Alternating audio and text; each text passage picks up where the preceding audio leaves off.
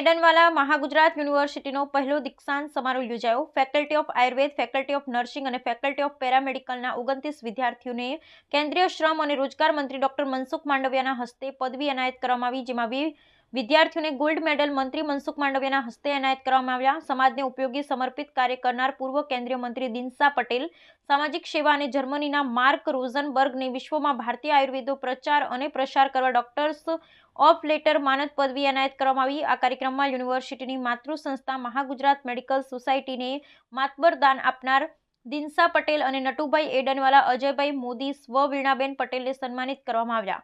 આ કાર્યક્રમમાં ધારાસભ્ય પંકજભાઈ દેસાઈ, ગુજરાત સરકારના પૂર્વ સચિવ પ્રવીણ લહેરી, રાષ્ટ્રીય સ્વયંસેવક સંઘના સંચાલક doctor Jayantibhai Bhadeshiya, Indian medical એસોસિએશનના પ્રમુખ ડોક્ટર અનિલ નાયક, ચેતન શાહ, અનુપભાઈ દેસાઈએ હાજરી આપી। I am Kajal Patel from the MEM University, Maganbhai Adenwala, Mahagujarat University. આજે તમને ડિગ્રી એનાયત કરવામાં આવી છે, શું કહેશો? I am very happy to proud of that કે મને આ ડિગ્રી મળી છે PGDMLT ની।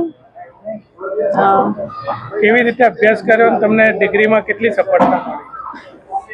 I am graduate with first class with distinction and મારા કોલેજના બહુ સારા એવા છે સ્કોપ્સ ટુ ફેકલ્ટીઝ।